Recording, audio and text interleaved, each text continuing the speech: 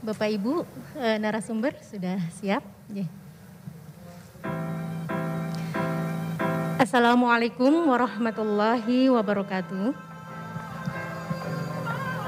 Bismillahirrahmanirrahim. Alhamdulillahirabbil alamin. Wassalatu wassalamu ala asyrofil anbiya'i wal mursalin wa ala alihi wa sahbihi ajmain. La haula wa la quwata illa billahil aliyyil azim. Rabbi shrahli sadri wa yassirli amri wahlul 'uqdatam min lisani yafqahu qawli, amma ba'd.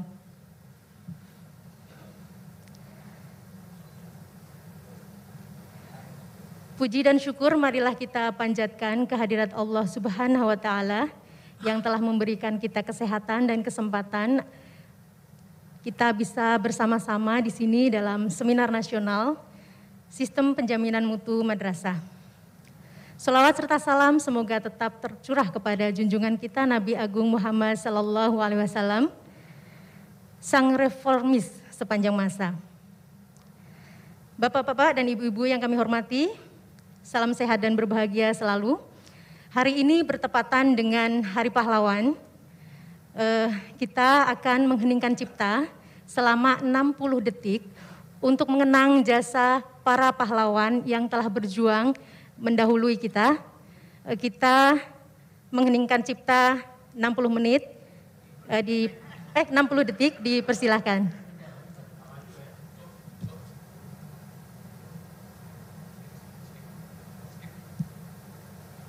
Baik. Perkenankan saya Yusi Damayanti untuk memandu acara ini selama 80 menit ke depan. Bapak Ibu yang kami hormati, tema sesi kita pada pagi hari ini adalah tema kedua, yaitu Sistem Penjaminan Mutu Madrasah. Seperti kita ketahui bersama bahwa sistem penjaminan mutu pendidikan merupakan hal yang sangat penting guna menjamin mekanisme sistematis, terintegrasi dan berkelanjutan, serta memastikan proses penyelenggaraan pendidikan telah sesuai dengan standar mutu yang diamanatkan oleh Permendikbud nomor 28 tahun 2016 tentang Sistem Penjaminan Mutu Pendidikan Dasar dan Menengah. Penjaminan mutu pendidikan harus dipenuhi oleh satuan pendidikan tak terkecuali madrasah supaya dapat bertahan, bersaing, diminati, dan berkontribusi besar bagi umat dan masyarakat serta membangun peradaban. Untuk memperdalam pemahaman mengenai sistem penjaminan mutu madrasah, telah hadir bersama kita 3 tokoh hebat yang akan menjadi pembicara pada sesi ini. Kita sapa bersama, yang pertama Bapak Dr. Insinyur Budi Susetio MS. Selamat datang Pak, semoga sehat selalu. Beliau adalah anggota Badan Akreditasi Nasional Sekolah Madrasah. Yang kedua, Ibu Najila Shihab MC. Selamat datang Ibu Ella.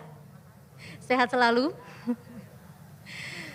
Ibu Ella adalah pendiri Pusat Studi Pendidikan dan Kebijakan (PSPK) yang merupakan yayasan non-profit independen yang berfokus pada penguatan kebijakan pembelajaran yang berpihak pada anak serta menyebarkan praktik baik di lapangan dalam ekosistem pendidikan Indonesia. Yang ketiga, Ibu Dr. Eis Hendrawati MC, Head of Quality Assurance Yayasan Muslim Al-Azhar Bumi Serpong Damai, Tangerang. Selamat pagi Ibu, sehat dan bahagia selalu. Sebelum kita mulai, izinkan saya menyampaikan beberapa catatan dan tata tertib agar acara ini berjalan dengan lancar. Para pembicara diberikan waktu presentasi masing-masing paling lama 15 menit. Setelah semua pembicara menyampaikan paparannya, akan dilanjutkan diskusi dan tanya jawab sampai dengan waktu 9.30. Kami menghimbau kepada semua peserta untuk berperan aktif dalam sesi ini. Selama pembicara menyampaikan paparan, kami mohon peserta yang mengikuti secara daring untuk menonaktifkan nada suara. Selanjutnya, kami persilahkan Bapak Dr. Insinyur Budi Susetio MS untuk menyampaikan paparan. Dipersilahkan Bapak. Aduh, tanggung ya. Baik, terima kasih Bu Yusi. Assalamualaikum warahmatullahi wabarakatuh. Bapak dan Ibu sekalian, dan yang pertama-tama saya hormati dan ucapan terima kasih saya kepada Bu Yusi sebagai moderator, Bu Najela dan Ibu Eis. Kita sama-sama duduk di sini, jadi saya agak grogi nih, diapit oleh 3 bidadari, 2 di sebelah kiri saya dan 1 di sebelah kanan saya. Sebelum mulai, Bapak dan Ibu sekalian, barangkali kepada teman-teman operator, tadi saya membaca di di chat room, ini para yang hadir di daring ini tidak bisa mendengar suara kita. Mohon dicek di dalam chat roomnya. Selanjutnya saya ingin memperkenalkan diri sebelum saya paparan. Mohon slide saya di share. Susah ya ngadepnya. Slide saya mohon di share ke layar. Bukan. Itu slide-nya Ibu Is. Yang saya yang tadi sudah dikirim oleh panitia.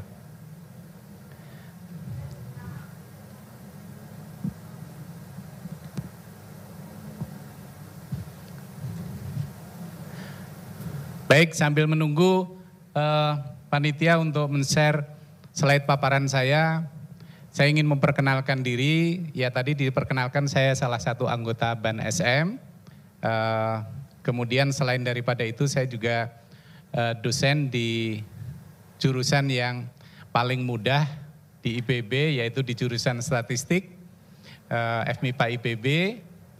Dan selain itu saya Bapak Ibu sekalian, saya diminta juga oleh Kemenak untuk membantu program Madrasah Reform. Belum ketemu paparannya? Tadi sebelum naik saya udah nanya, katanya sudah. Atau saya yang share? Baik, Bapak dan Ibu sekalian, saya diberi amanah untuk bergabung sebagai narasumber di kelompok ini, yaitu di penjaminan mutu madrasah.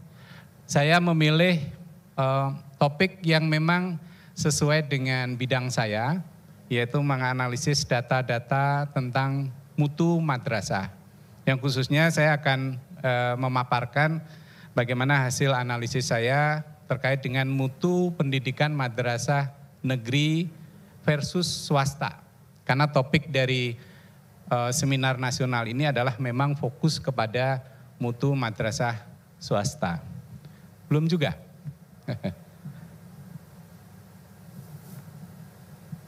Belum? Belum ketemu? Baik Bu, sini kayaknya teman-teman belum ini nih. Ya udah.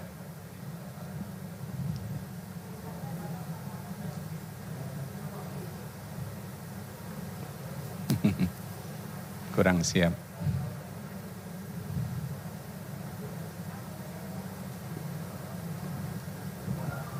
Oke, saya sudah slideshow sebetulnya, tapi di layar tidak kelihatan.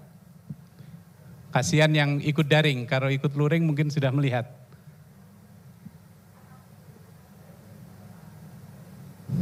Bagaimana?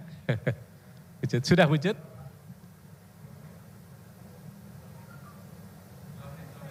Dua menit, oke.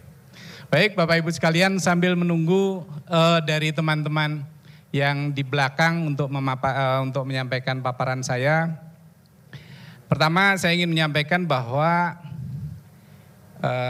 madrasah ini dari data ini ya, mohon Bapak Ibu sekalian nanti cermati seperti yang kemarin disampaikan oleh Pak Dirjen, Pak Wamen, dan juga oleh Pak Subandi, ya, oleh Pak Mas Nino, Pak Nino dari Kemdikbud, bahwa kita tidak pungkiri peran dari madrasah terhadap pencapaian mutu. Ya baik, terima kasih. Next slide berikutnya. Ya, berbasis data, Bapak dan Ibu sekalian, kita harus acungkan jempol terhadap kontribusi madrasah terhadap pencapaian kinerja pendidikan nasional, khususnya di dalam akses. Jadi kalau total lembaga di pendidikan dasar dan menengah, itu ada 272.000 lebih, 272.300 lebih SD, MI, SMP, MTS, SMA, MA, dan MK. Dan 53.000 diantaranya itu adalah madrasah, artinya sekitar 19,6% itu adalah madrasah. Nah, dari sana kalau kita lihat dari jumlah peserta didiknya, itu 9 juta diantaranya ada di madrasah, artinya 16,9% itu ada di madrasah. Nah, yang unik di madrasah ini adalah dari madrasah yang ada, kurang lebih 92% itu swasta, Bu Najila. Jadi 92% swasta, meskipun di MI berbeda dengan MTS dan MA, tapi mayoritas MI adalah swasta. Nah, dari 9 juta tadi peserta didik yang di madrasah itu 80% itu ada di swasta. Jadi artinya meskipun negerinya hanya sekitar 8% secara total sekolah, tapi 20% diantaranya di negeri. Artinya memang jumlah siswa per rombel di negeri itu lebih besar daripada di swasta. Artinya mungkin secara garis besar banyak swasta-swasta yang kecil, jumlah siswanya sedikit, secara garis besar demikian. Nah, konteks kita pada diskusi ini adalah bagaimana mutu madrasah swasta. Nah, ini fokus dari diskusi kita. Nah, permasalahannya Bapak dan Ibu sekalian, kami juga BAN pernah mengundang Bu Najela ke BAN untuk mengkritisi gimana sih cara mengukur mutu pendidikan. Nah, ini Bapak dan Ibu sekalian, ini harus diakui bahwa definisi mutu pendidikan ini masih banyak beragam, berbeda antara pandangan pemerintah maupun dari ekspektasi masyarakat. Ada yang masyarakat nggak peduli dengan ujian nasional, hasil ujian nasional, nggak peduli dengan hasil akreditasi. Yang penting adalah begini-begini. Misalnya ada yang mengatakan yang penting anak saya lulus dari sekolah ini atau madrasah ini akhlaknya baik, kemudian karakternya baik. Nah, ada juga yang demikian, nggak peduli dengan hasil-hasil yang selama ini dipakai atau diukur oleh pemerintah.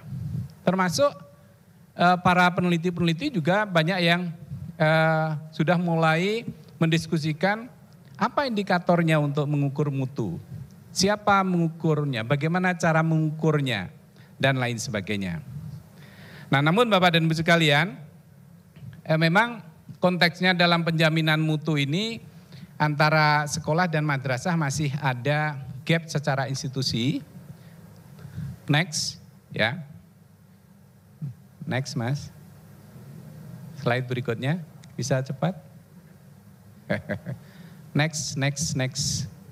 Kok lama ya? Bisa habis waktu untuk ini. Ya. Nah, antara sekolah enggak sama yang dengan di sini ya. Yang gambar bulat-bulat. Nah, iya. Oh, saya slideshow saya stop aja ya. Oke, ya. Oke, baik. Tapi peserta daring bisa melihat. Nah, ini baik. Nah, ini Bapak dan Ibu sekalian, memang kalau secara umum ada namanya penjaminan mutu internal dan eksternal. Kalau eksternal itu ada BAN SM ya, kemudian internal itu adalah sekolah dan madrasah. Di sini masih pakai versi yang lama, masih ada BSNP. Sekarang BSNP sudah nggak ada, sudah dibubarkan ya. Next. Nah, Bapak dan Ibu sekalian, saat ini memang ada beberapa variabel-variabel atau data-data yang bisa kita pakai untuk menganalisis. Yang saat ini ada ujian nasional itu sampai tahun 2019, karena ujian nasional setelah itu nggak ada lagi, tapi data-datanya masih bisa kita pakai. Nah, hasil akreditasi bisa, dan saat ini yang spesifik, yang kita harus apresiasi adalah di Kemenak itu ada evaluasi diri madrasah, yang baru dimulai tahun 2020, sekarang udah berjalan dan mudah-mudahan ini sustain. Nah, ke depan Bapak dan Ibu sekalian, mudah-mudahan data untuk mengukur mutu itu akan dilengkapi dengan apa yang saat ini sudah sedang dirintis dan mulai dilakukan oleh Kemdikbud. Baik itu juga untuk mengukur madrasah yang disebut dengan asesmen nasional. Di sana nanti salah satu aspeknya adalah ada yang namanya AKM, ya, asesmen kompetensi minimal. Ada juga survei karakter. Kita tahu kemarin disampaikan di madrasah juga akan mengadakan yang namanya AKMI atau aksi, zaman dulu namanya demikian. Nah, pada menyampaikan hasil analisis dari data-data yang sudah ada. Next.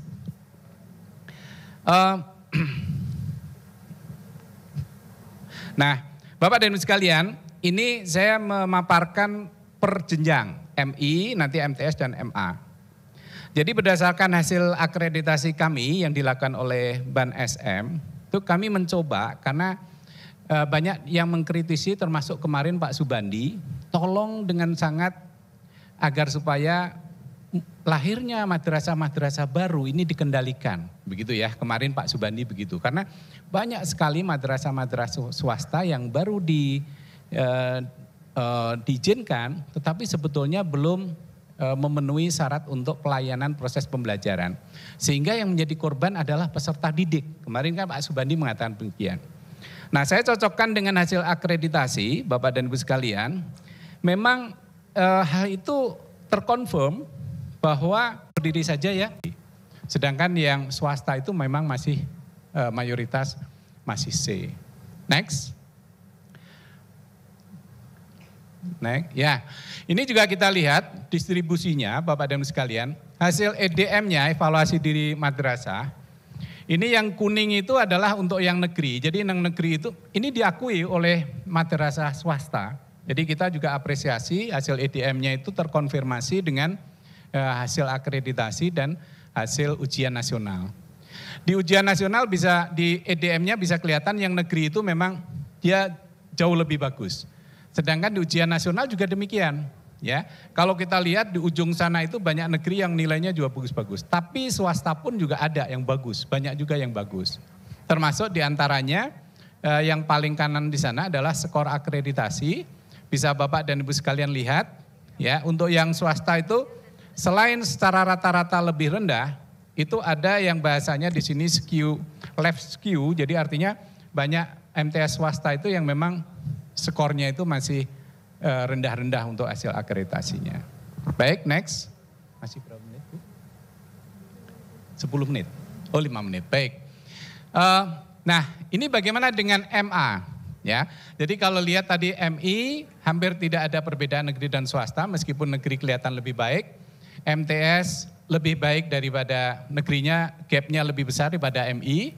Ini adalah yang MA, Bapak Ibu sekalian. Jadi MA lebih-lebih lagi.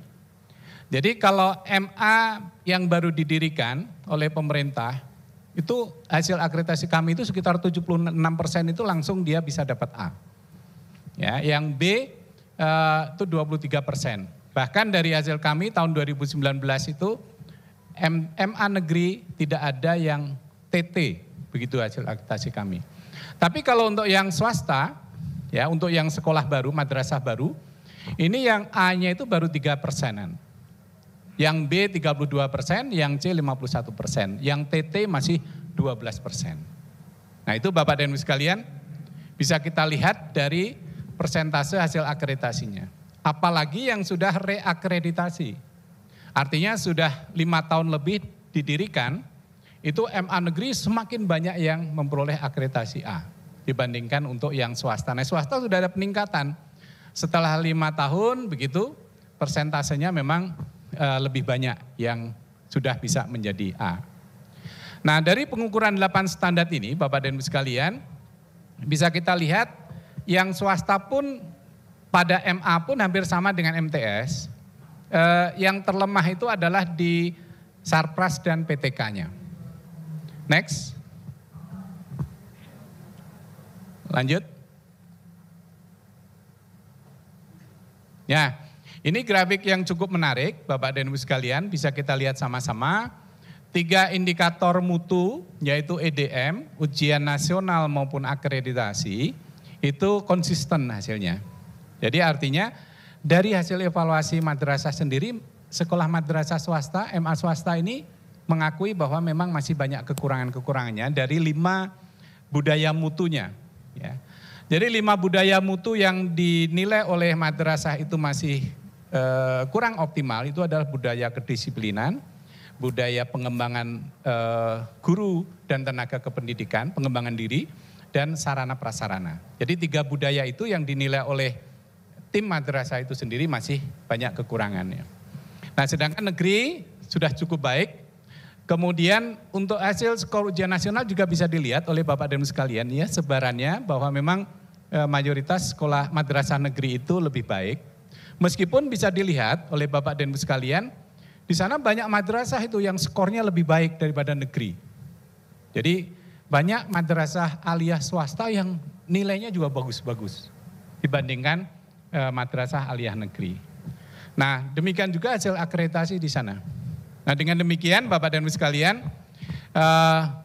bisa saya simpulkan pada slide berikutnya. Next. Nah, bisa saya simpulkan bahwa berdasarkan indikator evaluasi diri madrasah, ujian nasional, maupun berdasarkan hasil akreditasi, untuk madrasah ibtidaiyah itu gapnya tidak terlalu besar antara negeri dan swasta. Tetapi madrasah sanawiyah dan madrasah aliyah, gap antara negeri dan swasta itu cukup tinggi. Namun dengan catatan, saya menyampaikan bahwa meskipun secara rata-rata seperti yang tadi saya sampaikan, banyak sekali madrasah swasta yang indikator mutunya jauh lebih baik daripada madrasah negeri. Nah, oleh karena itu konteks dari seminar kita mencoba mencari praktek baik yang dilakukan oleh madrasah swasta untuk bisa mengajak madrasah-madrasah lain yang swasta lain untuk bisa mencontoh agar supaya menjadi lebih baik dan bahkan lebih baik, bisa lebih baik daripada madrasah negeri. Nah, yang menjadi titik lemah dari hasil analisis yang saya lakukan adalah yang pertama, baik dari akreditasi maupun evaluasi diri madrasah adalah komponen guru dan tenaga kependidikan. Yang ganti IQC, DQE gitu. Tapi itu juga sebetulnya sampai terakhir jabatan saya setelah saya dipindahkan ke manajemen di top manajemen, akhirnya kembali lagi ke penjabat. Dari perjalanan karir saya merasakan ada manfaat yang besar gitu ya. Belum muncul ya.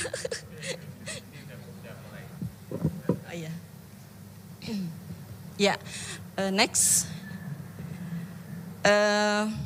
Saat ini saya berkarir masih pegang sekolah juga ya di SPK Khalifah. Kemudian saya sebagai Dewan Pendidikan di provinsi. Ya, kita ketahui bersama. Pemerintah dalam hal ini untuk meningkatkan mutu pendidikan sudah melakukan berbagai macam terobosan. Ya, saya tidak sebutkan yang di atasnya mengingat waktu. Terobosan yang saya lakukan yang akan di-sharing pada hari ini adalah nomor 6, menerapkan sistem manajemen mutu. Kenapa kami di Al-Azhar, SMA-nya waktu itu yang kami mulai ya dari awal, menerapkan sistem manajemen mutu. Kebetulan saat itu tahun 2009 kami sudah terpilih sebagai sekolah pilot project untuk menjadi sekolah SBI. Jadi pola 100 jam untuk dipersiapkan diri menerapkan SMM ISO, Sistem Manajemen Mutu ISO. Waktu itu masih 9001-2008, sekarang sudah ganti jadi 2005. Bedanya cuma sedikit saja, ada penambahan di klausul dan di prinsipnya. Nah, setelah selesai pelatihan selama 3 bulan tiap hari Sabtu dari jam 8 sampai jam 4, kemudian kami satu tim dari sekolahan kami dan dari seluruh Indonesia, ada 7 sekolah waktu itu. Kami dihadiahi mendapat sertifikat di mana kami berhak untuk melakukan akreditasi internal. Ya, kemudian kami menerapkan dengan Dimulai dengan menyusun dokumen. Dokumen 1, dokumen 2, dokumen 3. Mungkin teman-teman di sini sudah ada yang menerapkan ISO juga, mungkin sudah ada perkembangan yang sekarang agak berbeda mungkin atau masih sama. Nah, dokumen 1 berisi tentang kebijakan mutu, ya, mulai dari visi, misi, tujuan, strategi, kemudian bagaimana proses bisnisnya, gitu ya. Bagaimana struktur organisasinya, itu di dokumen 1. Dokumen 2, semua program yang dicantumkan di dokumen 1 dibuat SOP-nya, flow chart-nya. Harus bagaimana? Sebetulnya bukan hal yang baru. Mengangkat sesuatu yang sudah berjalan di sekolah, kemudian diangkat menjadi SOP, distandarkan semua. Gitu. Dan itu memang memakan waktu cukup lama kami. Setiap pulang sekolah sampai jam 9 malam berjuang keras itu kami key warrior di sekolah kami. Dan kemudian sampai ke menyiapkan form-form untuk pelaporan atau bukti-bukti dari pelaksanaan program yang kita lakukan. Itu ada tiga dokumen. Setelah itu kami masuk ke pelaksanaan. Masih dipantau oleh pihak TÜV Reinhardt, ya, dari Jerman kalau tidak salah. Kemudian setelah 3 bulan kita dilihat kemajuannya, oke, berjalan. Setahun kita disertifikasi dan sampailah tahun ke-5. Bapak Ibu mungkin masih ingat kita dulu dengan program RSBI-nya yang begitu semangat, ya, udah dibina dari nol sampai udah hampir SBI terjadi. Apa yang terjadi waktu itu, MK meluluskan tuntutan dari pihak tertentu, para pejuang masyarakat pendidikan, pemerhati pendidikan, yang mengatakan bahwa RSBI atau SBI ini adalah satu penyimpangan, gitu ya. Sehingga akhirnya RSBI di stop, ya, penyimpangan dari undang-undang katanya begitu. Sehingga akhirnya di stop. Namun yang menarik di sekolah kami tidak menyetop pelaksanaan atau implementasi SMM ISO, ya. Waktu itu RSBI programnya di stop tahun 2012, tapi kami sampai tahun 2017 masih tetap menerapkan. Ini pertanda bahwa kami merasakan manfaatnya, ya. Jadi kita nggak menghiraukan hiruk pikuk waktu itu pemberhentian RSBI. Kita terus melaksanakan manajemen mutu ini. Dan secara kebetulan, mohon maaf Pak, saya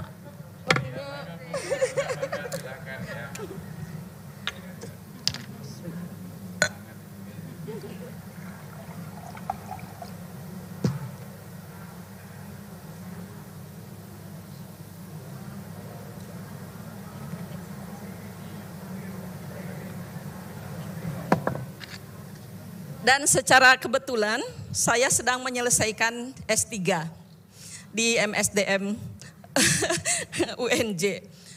Setelah sulit kan Pak di UNJ, ya, untuk menyelesaikan gimana. Saya kerja sebagai pimpinan juga, mau keluar tidak bebas juga. Di Al-Azhar kebetulan disiplinnya luar biasa. Jadi kalau kita sering keluar, ini ngasih contoh. Akhirnya saya berpikir, kenapa tidak mengevaluasi implementasi ISO saja, gitu ya. Akhirnya setelah saya konsultasikan segala macam, disetujui itu. Dan mungkin terus di skip ke, ya, ini sebetulnya sudah saya ceritakan, ya. Jadi tadi sudah saya ceritakan. Yang berikutnya, Pak, next. Ya, ini sudah next, Pak. Ya, agak beda ya. Jadi berikutnya Pak yang ada gambar-gambar itu, kayaknya ini yang dibuka yang ke-1 nih. Ini mohon maaf kayaknya agak, yang terakhir saya kirim yang saya maui, ya. Jadi saya ceritakan saja, dari hasil evaluasi yang saya lakukan, alhamdulillah itu dari pengukuran efektivitas, efisien dan pelaksanaan program terhadap prinsip dan klausul semuanya meningkat. Ya, ini menunjukkan adanya keberhasilan dari program ISO. Ya, program implementasi program ISO ternyata dapat merubah perilaku SDM kami. Saya berharap mencapai kondisi yang ideal. Yang pertama, kita harus sepakat sama prinsip-prinsip utamanya Bapak dan Ibu. Kalau tidak, kita akan terjebak pada sesuatu yang seolah-olah baru, sesuatu yang seolah-olah direformasi, tetapi sebetulnya semata-mata menguatkan praktek-praktek yang salah kaprah yang selama ini sama-sama kita lakukan. Yang pertama, tujuan pendidikan dan strategi pemberdayaan ekosistemnya harus komprehensif dan jelas. Nah, baik, terima kasih. Oke. Ini saya bocor ya suaranya. Nama saya Bagus Edi. Oke. Maaf ya, sebentar. Oke. Nah, kenapa saya mau garis bawahi kata jelas? Karena seringkali hal-hal yang sepertinya udah jelas buat satu pemangku kepentingan, buat yang lain tuh belum tentu. Itu tujuan yang jelas dan strategi yang jelas. Nah, tadi disampaikan dengan contoh yang amat konkret gitu ya oleh Pak Budi. Oke, yang namanya mutu tuh apa? Bagaimana indikatornya? Kenapa yang satu A, B, C gitu ya? Kenapa yang ini baik, yang ini sangat baik? Pembedanya sebetulnya apa? Tujuannya itu sampai di mana? Indikatornya apa? Itu bahkan pemahaman tentang itu pun seringkali itu nggak sama. Nggak usah bilang di madrasah gitu ya. Di level pemangku kebijakan pun gitu ya, Bapak dan Ibu yang bertugas di Kanwil gitu ya, yang bertugas untuk penjaminan mutu, mungkin sebetulnya nggak sepakat. Pada saat aspirasinya itu belum diklarifikasi, maka kita nggak bisa bicara mutu. Karena nggak akan ada reliabilitas antar pengukur, kita nggak akan yakin bahwa sebetulnya alat ini digunakan untuk mencapai tujuan yang sama. Yang kedua, dan ini menantang gitu ya, bahkan antara Kemdikbud dengan Kementerian Agama pun, penjaminan mutu baik internal maupun eksternal itu sebaiknya berbasis pada sebuah data tunggal, terintegrasi, objektif, yang tunggal dan terintegrasi itu saya pun mengalami gitu ya, mengelola yayasan, punya belasan sekolah, itu pun untuk mencari data tunggal yang kemudian bisa jadi anchor, jadi benchmark, seringkali menantang. Masing-masing orang memilih gitu ya dan memilah datanya sendiri seringkali untuk keuntungan analisa. Bukan untuk kepentingan refleksi. Supaya hasilnya kelihatan bagus gitu kan, dipilah-pilah yang dijadiin contoh. Mungkin pelajaran tertentu, mungkin guru tertentu dan sebagainya. Harus objektif, harus mencakup hal-hal yang substantif dan penting. Berapa banyak dari kita yang selama ini mengisi evaluasi diri, mengisi formulir, dan mempertanyakan ini ngapain ya, ini ditanyain. Padahal masing-masing mungkin punya informasi lain yang sebetulnya lebih relevan dan bisa memperkaya. Nah, karena banyak hal-hal yang substantif itu tidak dicakup dalam sistem pengumpulan data, maka tak heran pada saat data itu dikembalikan dan dianalisa, nggak ada informasi yang sebetulnya kita butuhkan untuk mengubah perilaku. Jadi kita cuma dapat laporan, oh ini hasilnya mutunya ABCD gitu ya. Habis itu mau diapain nggak tahu. Karena yang dikumpulkan informasi yang salah gitu ya, informasi yang nggak penting. Dan karena tidak merasakan manfaatnya, seringkali bahkan nggak dapat hasilnya seperti apa, nggak dapat informasi yang detail. Pada akhirnya seringkali proses penjaminan mutu itu dianggap hanya menambah beban administratif guru. Nah, yang ketiga, prinsip utama yang kita harus sepakat dulu sebelum ngomong formatnya seperti apa. Proses refleksi itu harus melibatkan berbagai pemangku kepentingan. Harus transparan, harus accountable. Dan ini sebetulnya kalau kita bicara pemangku kepentingan tentu bukan cuma pimpinan-pimpinan di satuan pendidikan. Guru, bahkan murid pun banyak sekali contoh-contoh praktek baik dari sekolah dan madrasah yang melibatkan murid dalam sistem penjaminan mutu, meminta suara murid dan kemudian melaporkan hasilnya pada murid. Mereka subjek utamanya kok kalau bicara pemangku kepentingan, tetapi jarang sekali dilibatkan. Transparan, accountable, dan adil bagi beragam kondisi. Ini juga ingin saya garis bawahi Ibu dan Bapak. Adil bagi beragam kondisi itu berarti sistem penjaminan mutu tidak dipakai sebagai alat menghukum ataupun alat memuji. Karena kegunaannya adalah mengumpulkan data dan kemudian tadi memberikan intervensi, memberikan dukungan yang sesuai dengan masing-masing kondisi. Kalau kita masih menggunakan penjaminan mutu, alat ukurnya masih digunakan untuk melabel, memberi ranking gitu ya, maka kita akan menghukum korban. Bagaimana madrasah-madrasah bisa melakukan proses refleksi diri yang jujur, yang berkelanjutan, kalau tahu apapun yang dilaporkan itu akan menjadi alat yang pada akhirnya mendapatkan konsekuensi-konsekuensi yang tidak mengenakan. Baik untuk market, orang yang mendaftar gitu kan, baik untuk pemangku kebijakan. Nah, jadi keadilan ini kata kunci yang juga menunjukkan bahwa kemudian ada diferensiasi dalam bentuk dukungan, memang membantu kelompok-kelompok madrasah yang paling rentan dan seterusnya.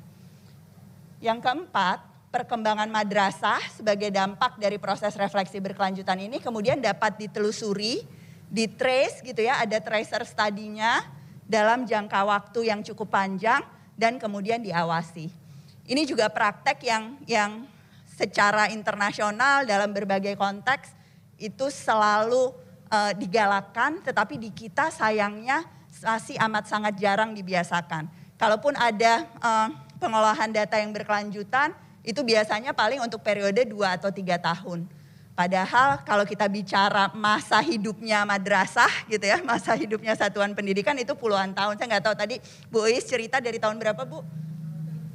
Dari tahun 1993, bayangkan sekarang 2021. Siapa di sini pengelola madrasah atau kanwil agama daerah yang punya data lengkap dari 93 sampai 2021? Saya mau lihat datanya. Karena sebegitu lamanya sebetulnya upaya kita untuk melakukan penjaminan mutu, untuk betul-betul pada akhirnya punya peta yang lengkap, pola intervensi yang beragam, sampai akhirnya perubahannya bisa menjadi perubahan sistemik. Bukan hanya perubahan di satu madrasah gitu ya, praktek baik yang hanya terjadi di satu satuan pendidikan dan kemudian diklaim sebagai keberhasilan program. Terus nanti 5 tahun lagi ganti lagi gitu ya, rezim pemerintahannya mulai lagi dari baru. Mari kita reinvent the wheel sama-sama gitu ya. Datanya yang lama mana? Nggak ada di bawah vendor sebelumnya. Biasanya itu yang saya dapat dari pemangku kebijakan. Sayang sekali semua, jadi kita tuh banyak banget wasted investment di proses-proses reformasi. Karena selalu mengulang-ulang proses dari awal tanpa melihat data yang berkelanjutan baik di sekolah dan madrasah maupun dalam level kementerian dan lembaga. Oke, kita lanjut. Nah, ini alur perencanaan di satuan pendidikan yang sekarang sedang dirancang gitu ya. PSPK membantu, sekali lagi Ibu dan Bapak, prosesnya dilakukan oleh Kemdikbudristek dan Kemenak. Jadi ada data-data ini, kalau di Kemdikbudristek profil pendidikan, asesmen nasional, Dapodik, BPS, SDS, dan data-data dari GTK, dari Kemenak, dari EDM, AKMI, dan AKM. Kemudian ada proses refleksi dan analisis akan memengaruhi proses perencanaan. Jadi lanjutan dari profil pendidikan ini perencanaan berbasis data. Tadi sudah dicontohkan dengan sangat baik di Al-Azhar tadi. Bagaimana kemudian anggaran gitu ya. Kalau di Kemenak RKAM, kalau di Kemdikbud SDS, Arkas, dan Siplah. Itu sebetulnya keputusan-keputusannya dipengaruhi oleh hasil refleksi dan analisis terhadap data. Sekali lagi, semua data yang dibutuhkan itu sebetulnya sudah ada. Teman-teman di Kemenak, di Kanwil itu punya semuanya. AN-nya sudah terselenggara. Ada emis, ada simpatika gitu ya. Sistemnya sudah terbangun. Tetapi sekarang kuncinya adalah bagaimana mengintegrasikan data itu, bagaimana kemudian bisa membuat ada proses analisis dan refleksi yang berkelanjutan. Dan mungkin kabar gembiranya komitmen dari Bapak dan Ibu di Kemdikbud dan Kemenak itu luar biasa untuk betul-betul menyelaraskan ini dan pada akhirnya bisa mendapatkan profil pendidikan yang utuh. Ini saya yakin ya sebetulnya di masa-masa ini tuh momentum untuk kebijakan berbasis data tuh lagi tinggi-tingginya. Kami di PSPK udah baru 6 tahun lebih sebetulnya organisasinya berdiri, tapi melihat proses selama ini tuh adalah momen terbaik mungkin ya, di mana kita menemukan memang pemangku kebijakan yang betul-betul punya komitmen, punya daya gitu ya, dan ingin mendedikasikan waktu dan energi untuk melakukan perubahan-perubahan yang substansial seperti ini. Next. Saya nggak akan bahas panjang ini, tetapi ini sekedar bagian dari struktur gitu ya, profil pendidikan. Saya ingin Bapak dan Ibu lihat sepintas saja bahwa data-data ini sekali lagi semuanya sebetulnya kita udah punya. Baik di tingkat kementerian maupun di madrasah masing-masing ataupun di daerah masing-masing. Nah, tetapi memang kualitas datanya, kemudian keterkaitan antar data, proses analisa dan refleksinya itu seringkali tidak dilakukan. Lagi-lagi cuma berhenti sampai mengumpulkan. Nah, sebetulnya ada beberapa klaster. Yang pertama outputnya, kualitas capaian pembelajaran siswa. Ini tentu yang jadi indikator dari sistem penjaminan mutu. Tetapi sebetulnya prosesnya juga perlu diidentifikasi, kemudian inputnya. Pengelolaan satuan pendidikan yang partisipatif, transparan dan accountable, kompetensi dan kinerja GTK, itu input. Ada proses mutu dan relevansi pembelajaran, kemudian mutu dan relevansi hasil belajar murid dan pemerataan pendidikan yang bermutu. Kalau masih ada gap di sini, ada data-data yang kita belum miliki, maka itu jadi tantangan utama gitu ya untuk sekarang bisa mendapatkan data-datanya. Oke. Slide terakhir supaya ada waktu tanya jawab ya Mbak Yesi. Oke. Ini beberapa poin yang menurut saya penting didiskusikan lebih lanjut Ibu dan Bapak, dan mudah-mudahan juga hari ini bisa dapat tanggapan gitu ya atau refleksi dari Ibu dan Bapak yang hadir di sini. Yang pertama adalah tadi kita bicara sistem penjaminan mutu eksternal dan internal, di mana kita sebetulnya mau menempatkan data assessment internasional. Itu perdebatan yang gak ada habisnya, Ibu dan Bapak. Pak Budi udah ngangguk-ngangguk gitu ya. Ada yang setuju, ada yang kayak jangan, itu kita dijajah oleh asing gitu ya. Dikendalikan oleh proses tertentu dan sebagainya. Ini butuh kesepakatan ekosistem sebetulnya. Bukan cuma sekedar preferensi atau pilihan politik pemangku kebijakan. Gitu ya, data assessment internasional ini pun bentuknya ya bukan hanya seperti PISA gitu yang diselenggarakan OECD yang memang keanggotaannya antar negara, tetapi bentuk-bentuk standarisasi atau akreditasi internasional atau asesmen internasional yang diikuti oleh beberapa sekolah atau beberapa madrasah dalam bentuknya sendiri. Itu bisa jadi alat penjaminan mutu, bisa jadi alat validasi eksternal sebetulnya kalau digunakan dengan optimal. Dan juga kemudian kualifikasi profesi, kebekerjaan, seberapa kita mau menggunakan indikator itu, tadi link and match, kecepatan diterima bekerja, kesesuaian dengan dunia profesional, sertifikasi kompetensi dan sebagainya untuk jadi bagian juga dari sistem penjaminan mutu di satuan pendidikan. Yang kedua, sebetulnya penggunaan data dari indeks faktor-faktor non-kependidikan. Saya itu Bapak dan Ibu percaya sekali bahwa kalau kita ngomong reformasi madrasah, kalau kita ngomong perubahan pendidikan, tujuannya tuh bukan cuma perubahan pembelajaran, tujuannya tuh perubahan masyarakat. Kalau enggak ngapain anak-anak kita sekolah ada di madrasah gitu ya. Jadi kalau ditanya indikator mutu yang paling utama, sebetulnya adalah perubahan masyarakat dalam konteks-konteks isu-isu demokrasi, anti korupsi, hak asasi, lingkungan hidup. Itu tujuannya pendidikan, bukan sekedar jadi sistem yang sistem validasinya itu semata-mata internal. Oh, untuk mengukur keberhasilan madrasah ibtidaiyah kita lihat hasilnya di madrasah sanawiyah. Untuk madrasah sanawiyah, madrasah ibtidaiyah nanti perguruan tinggi. Itu semuanya validasi within the same system. Validasi sesungguhnya gitu ya, kalau kita bicara mutu itu sebetulnya perilaku di masyarakat. Dan ini tentu tantangan buat kita semua gitu ya sebagai orang pendidikan. Apakah kita pada akhirnya betul-betul bisa mencapai pencapaian mutu yang sekompleks ini dan memang betul-betul pendidikan jadi jembatan untuk masa depan, jembatan untuk mencapai tujuan-tujuan bermasyarakat dan bernegara. Nah, yang ketiga, dari pengalaman banyak negara sesudah punya sistem penjaminan mutu yang utuh gitu ya, itu sistem itu kemudian dilengkapi dengan evaluasi-evaluasi tematik.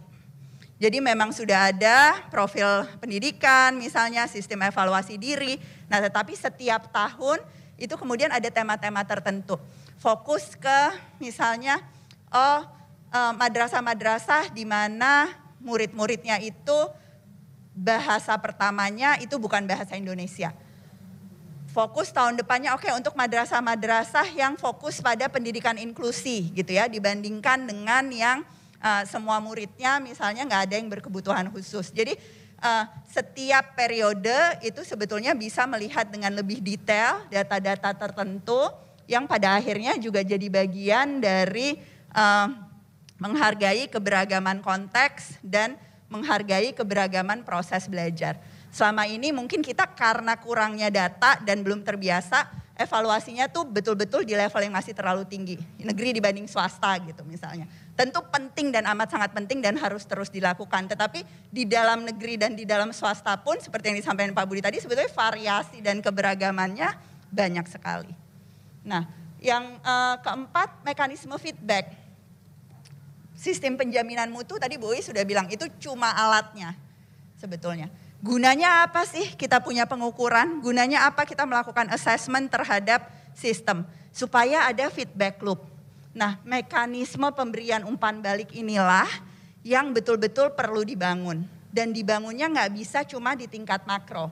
Perlu ada di tingkat mesonya, di daerah, di satuan pendidikan, pun di tingkat mikro sampai ke dalam kelas. Apa gunanya evaluasi diri untuk guru, untuk murid gitu ya, untuk koordinator kelas atau penjamin mutu di dalam satuan pendidikan, untuk kanwil. Selama data itu hanya dimiliki oleh pembuat sistem, maka itu berarti umpan baliknya tidak akan pernah. Bagaimana memiliki akuntabilitas kolektif gitu ya, proses kolaborasi. Mungkin baterainya habis. Tes, oke. Bagaimana punya akuntabilitas kolektif, bukan cuma akuntabilitas yang ini tugasnya Pak Dirjen gitu ya, Pak Ali, tugasnya Pak Isom, tugasnya Pak Fakih gitu, bukan begitu. Tetapi sebetulnya ini akuntabilitas kita bersama-sama untuk kemudian punya mekanisme umpan balik yang terus berkelanjutan, baik untuk kebijakan maupun praktek lapangan. Nah, yang berikutnya ini sebenarnya bayangan tentang langkah ke depan yang buat saya sangat penting. Tadi kolaborasi itu bukan hanya pada saat mengumpulkan datanya, tetapi sebenarnya membudayakan berbagi data, membudayakan berbagai bentuk kolaborasi, itu tuh tujuan yang esensial di ekosistem pendidikan. Jadi memang betul hasilnya tidak untuk membandingkan antar sekolah, hasilnya tidak untuk melabel yang ini lebih bagus daripada yang ini, tetapi pada saat hasil itu sudah dimiliki oleh masing-masing madrasah, kita sudah tahu sebetulnya dapat umpan balik seperti apa, langkah lanjutannya tuh berbagi data itu kepada madrasah lain, kepada satuan pendidikan yang lain. Dan ini butuh keberanian gitu kan untuk mengakui, bukannya melihat satuan pendidikan lain tuh sebagai kompetitor, nanti kalau dia tahu aku jelek disebar-sebarin ke yang lain, murid-murid nggak ada yang daftar gitu. Enggak, karena kita tahu bahwa untuk melakukan rencana aksi perbaikan, itu kita perlu kenal sesama madrasah yang sama-sama ingin belajar gitu ya, yang mungkin punya rencana aksi bersama, dan kalau dilakukan bersama, itu hasilnya akan jadi jauh lebih efektif. Jadi refleksinya bersama, rencana aksinya bersama. Dan saya yakin ini walaupun kedengarannya sekarang, nggak mungkin Mbak Ella masih kejauhan gitu ya. Tadi karena ada momentum, saya yakin sebetulnya 2-3 tahun lagi pun kita sudah akan bisa lihat banyak contoh-contoh madrasah yang melakukan ini. Kalau sekarang Bu Is sharing sendiri gitu. Ya sebagai sekolah yang melakukan ini sendiri, mudah-mudahan tahun depan udah boleh ya Pak Fakih, beberapa sekolah yang melakukan itu bersama-sama, kemudian bisa menceritakan hasilnya tentang apa upaya-upaya bersama, ya pengimbasannya, ya implementasi praktek baiknya yang sudah dilakukan antar jaringan madrasah. Nah yang terakhir mungkin pesan penting gitu ya, kita tuh perlu memastikan nggak ada kesenjangan data dan informasi berkait kelompok rentan. Jadi seringkali angkanya kan besar ya, 50 sekian juta murid gitu ya, 9 juta murid di madrasah, sekian belas ribu madrasah dan sebagainya. Banyak sekali kelompok-kelompok spesifik yang terpinggirkan, anak-anak berkebutuhan khusus gitu ya, madrasah-madrasah dalam tingkat kemiskinan yang tinggi, yang datanya itu pada saat udah jadi data min, data median gitu, kelihatannya seolah-olah baik-baik saja Bapak dan Ibu. Padahal perlu ada intervensi khusus pada saat dia dipisahkan sebagai subset khusus dan dianalisa dan direfleksikan.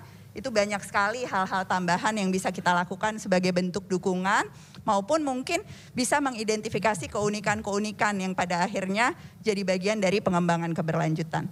Itu saja dari saya, mudah-mudahan ada manfaatnya untuk memantik diskusi hari ini dan jadi bahan refleksi dan juga rencana aksi kita bersama-sama ke depan. Terima kasih. Assalamualaikum warahmatullahi wabarakatuh.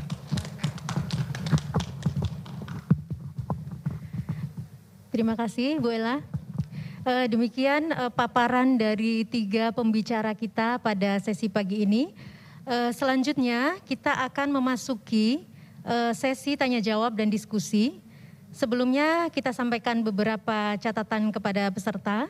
Untuk pertanyaan disampaikan secara singkat dan jelas.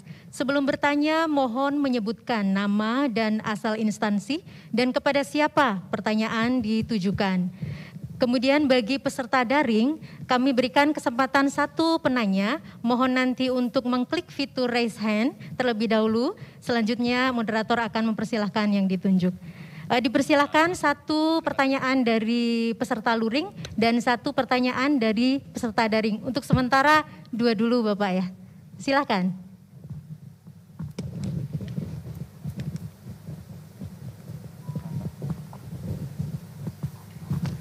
Assalamualaikum warahmatullahi wabarakatuh. Terima kasih kepada kita semuanya. Saya satu hal saja yang saya sampaikan di sini, dan beberapa kajian ini sangat luar biasa menarik. Kami sebagai pelaksana di lapangan, saya Muklis, Kepala Bidang Pendidikan Madrasah Provinsi Aceh.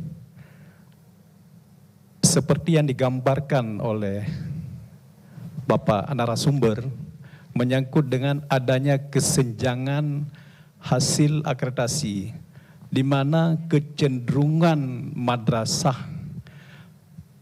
dengan kesiapan luar biasa untuk mendapatkan nilai akreditasi yang bagus, A, B. Setelah akreditasi selesai, maka selesailah sudah tentang mutu, tentang persiapan sarana prasarananya, tentang pembelajarannya, proses pembelajarannya disiapkan dengan bagus-bagus sangat ketika mau dikunjungi oleh asesor atau secara akreditasi secara daring. Ini adalah persoalan besar, sehingga kita sebagai data untuk melihat penjaminan mutu terhadap salah satu itemnya adalah hasil akreditasi, saya melihat ini tidak bisa dipegang secara sempurna. Dan satu hal lagi, apa yang disampaikan oleh Ibu Nadila Shihab menyangkut dengan output dari siswa. Ini persoalan besar. Kita kadang tidak sampai ke melihat output dari kelulusan itu sendiri. Hanya melihat setelah mereka selesai di madrasah terdahulu bisa masuk ke madrasah hebat selanjutnya, tapi bagaimana output karakter mereka dan kemampuan skill mereka. Ini juga satu persoalan besar. 2 hal ini menurut kami perlu, bagaimana hasil akreditasi itu tidak hanya serta-merta untuk mempersiapkan kelengkapan dan mendapatkan hasil nilai akreditasi yang bagus. Tapi bagaimana mereka, madrasah dan semua komponen guru betul-betul ada kontrol bersama. Apa yang digambarkan tadi. Terima kasih. Assalamualaikum warahmatullahi wabarakatuh. Mohon maaf Pak, tadi pertanyaan ditujukan untuk ketiga narasumber. Ini ada 2. Yang pertama untuk tim akreditasi dan Ibu Nadila. Juga sebenarnya ini Ibu Uis juga, beliau adalah sangat serius melakukan evaluasi pendidikan. Saya pikir bisa untuk ketiga-tiganya. Terima kasih. Terima kasih. Terima kasih pertanyaannya Pak Muhlis, Kabid Pendidikan Madrasah dari Kanwil Kementerian Agama Provinsi Aceh. Silakan Pak Budi dan Bu Ella untuk menjawab pertanyaan dari Pak Muhlis.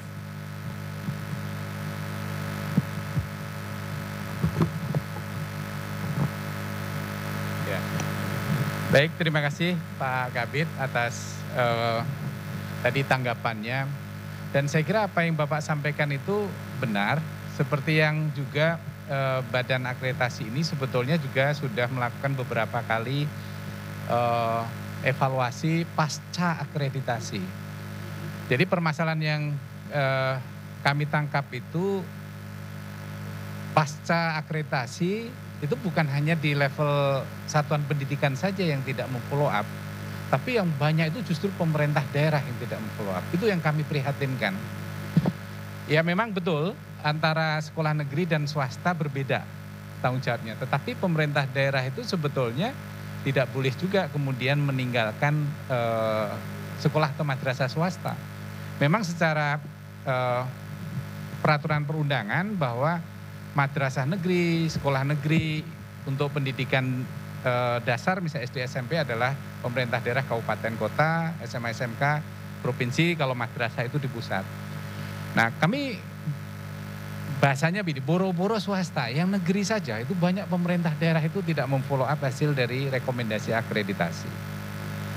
Nah swasta apalagi, swasta memang ada juga tanggung jawab dari yayasan. Ini banyak juga hasil dari evaluasi kami bahwa seperti yang Bapak katakan, sekolah itu disibukkan dengan persiapan ketika mau diakreditasi. Tapi setelah diakreditasi, kemudian rekomendasinya tidak di-follow up.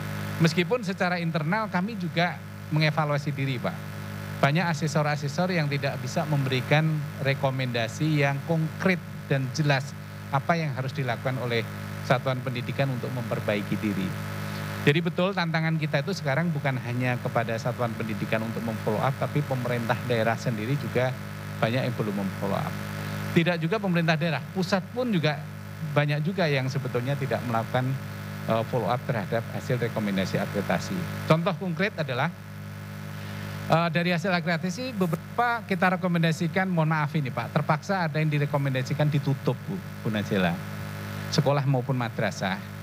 Tapi ketika kami merekomendasikan ditutup itu tidak semata-mata membunuh, enggak. Tapi kami melindungi peserta didik. Banyak peserta didik, padahal alternatifnya ada yang bisa digabung, ya, di merger. Dan kami yang rekomendasikan ditutup itu kami melihat apakah di sekitar sekolah atau madrasah itu ada sekolah lain enggak yang lebih baik dan bisa menampung. Karena kalau misalnya ada, barangkali lebih baik peserta didik itu di sekolah lain yang melaksanakan pembelajaran lebih baik. Karena kalau enggak kasihan sebetulnya. Dan itu kami temukan Pak di banyak daerah. Kecuali di daerah itu enggak ada sekolah lain. Kami enggak ada yang kita rekomendasikan di Papua dan Papua Barat itu ditutup. Enggak ada, karena di situ itu satu-satunya. Meskipun kurang guru, kurang ini, kurang itu, ya harus dilaksanakan. Tapi banyak kami temukan di Jawa-Jawa, di Provinsi Jawa itu banyak sekolah dan madrasah sebetulnya Pak, kalau kami jujur, yang jadi korban malah peserta didik. Nah itu banyak yang tidak di follow up Pak, banyak pertimbangan seperti Pak Subandi kemarin katakan takut mau menutup karena tahu siapa pemilik sekolah madrasah itu. Nah ini juga menjadi satu hal. Terima kasih. Jadi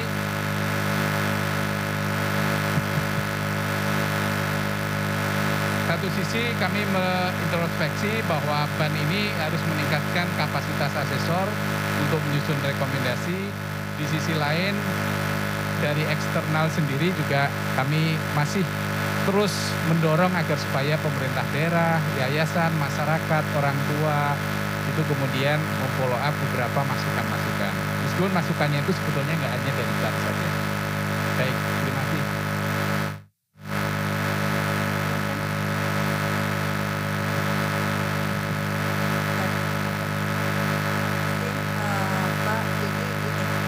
Beberapa rumus Pak sebetulnya.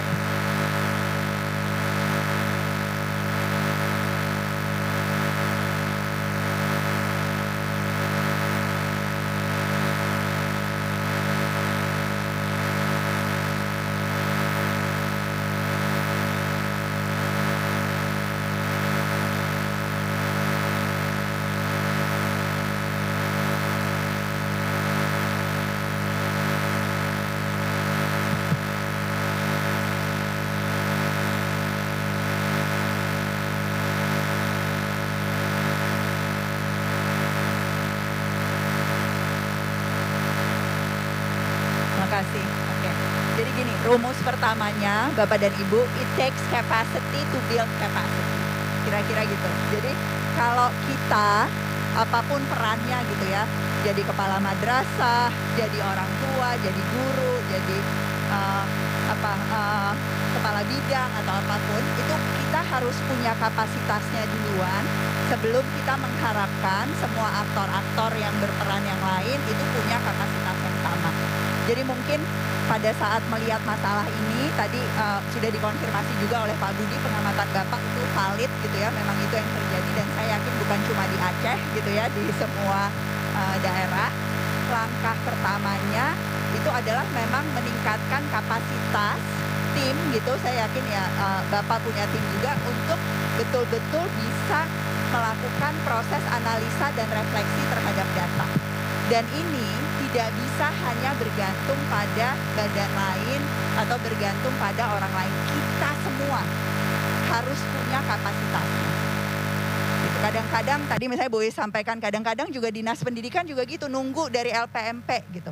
Nggak bisa, dinasnya juga harus punya kapasitasnya. Oh, nunggu aja hasil dari akreditasi. Yang nggak bisa, semua data itu adalah data pelengkap, tetapi dalam konteks sistem terkecil kita masing-masing, kita harus membangun kebiasaan untuk mengumpulkan data, melakukan refleksi, analisa, mengambil keputusan berdasarkan data dan bukti, bahkan dari praktek sehari-hari pun.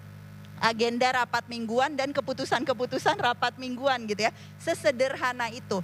Jadi praktek perencanaan dan keputusan berbasis data itu bukan nunggu setahun sekali terima raport dari Kemenak gitu Bapak dan Ibu. Tapi setiap hari dalam apapun yang kita lakukan. Dan itu yang saya sangat anjurkan untuk semuanya juga melakukan. Baik sebagai guru di kelas gitu pun. Murid-murid ini loh datanya, kalian pencapaiannya sudah sampai segini. Kemarin kita bicara materi ini, besok kemudian materi berikutnya kenapa kamu dapat PR yang berbeda dengan teman yang lain. Sesederhana itu gitu ya, sampai ke level agenda-agenda, kalender kegiatan di Kanwil dan seterusnya.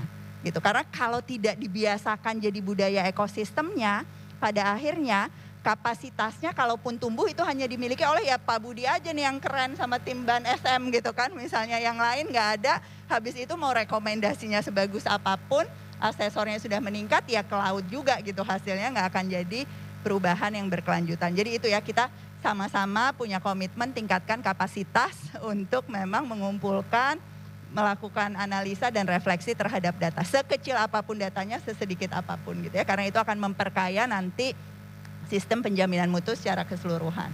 Nah, yang kedua, yang kemudian setuju ya Bu. Kedua, yang kemudian juga sangat penting sebetulnya adalah memang meningkatkan kapasitas untuk berkolaborasi antar unit ataupun antar kementerian dan lembaga. Jadi gini, kita tahu gitu ya, di Kementerian Agama khususnya itu sangat amat terbatas kapasitasnya. Saya tahu itu orang-orang paling sibuk tuh Bapak dan Ibu semua tuh adanya di Kemenak dan di Kanwil gitu.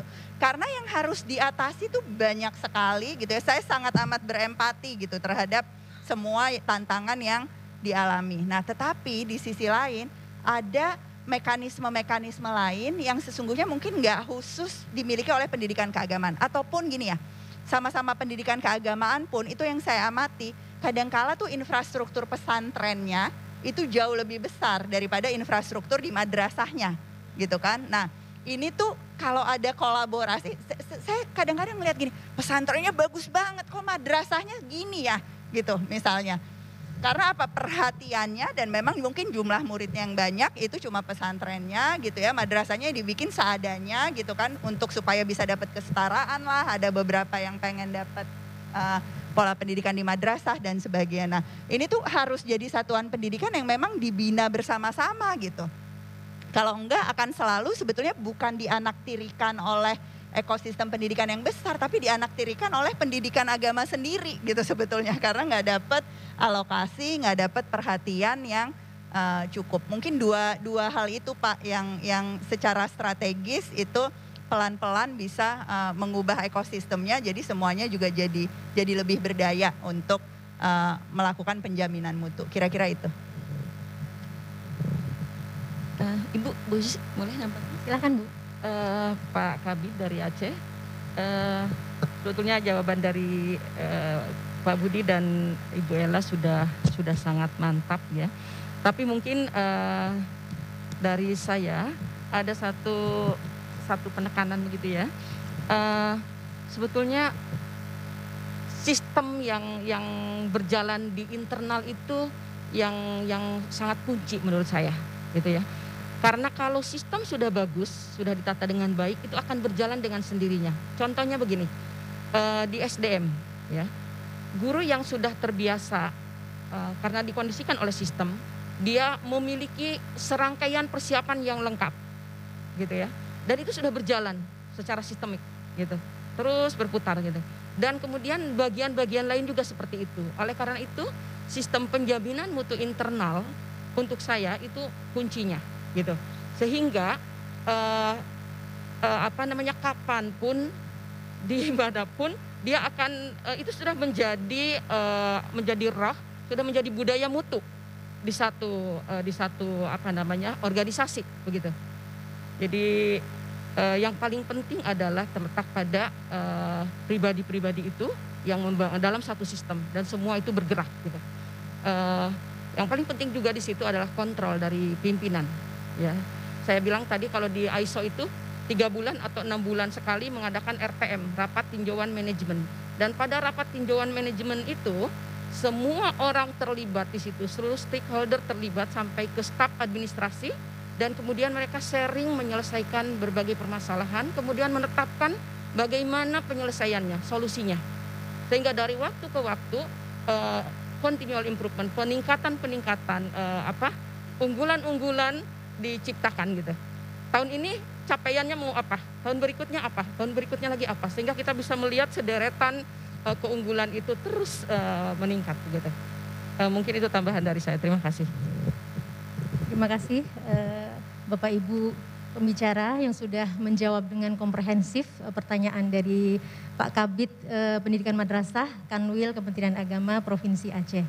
Bapak Ibu yang kami hormati, karena keterbatasan waktu, karena kami diberikan waktu maksimal jam 9.45, akhirnya kita harus mengakhiri sesi tanya jawab ini.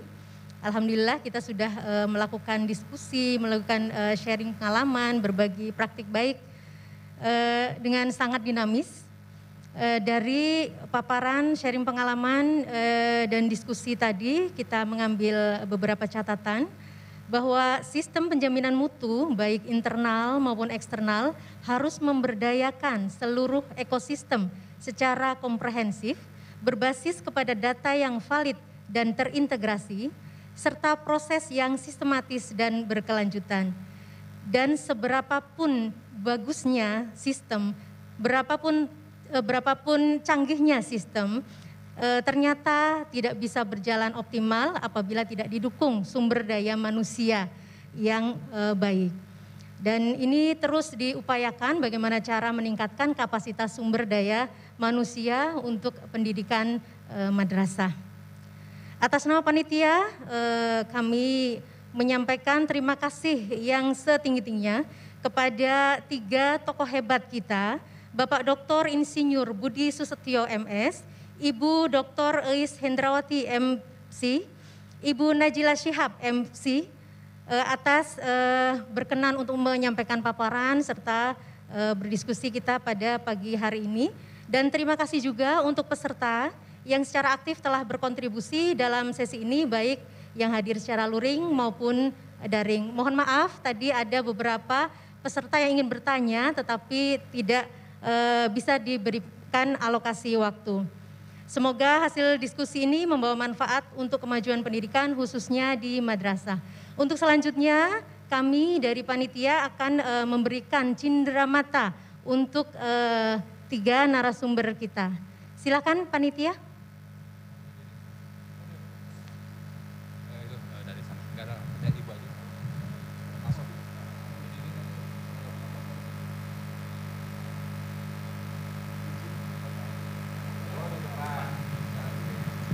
Oke, mungkin Pak Abdullah Fakih sebagai PMU World Bank untuk menyampaikan cindera matanya. Kayaknya terlalu ke depan apa ya kalau begini ya, takutnya jatuh.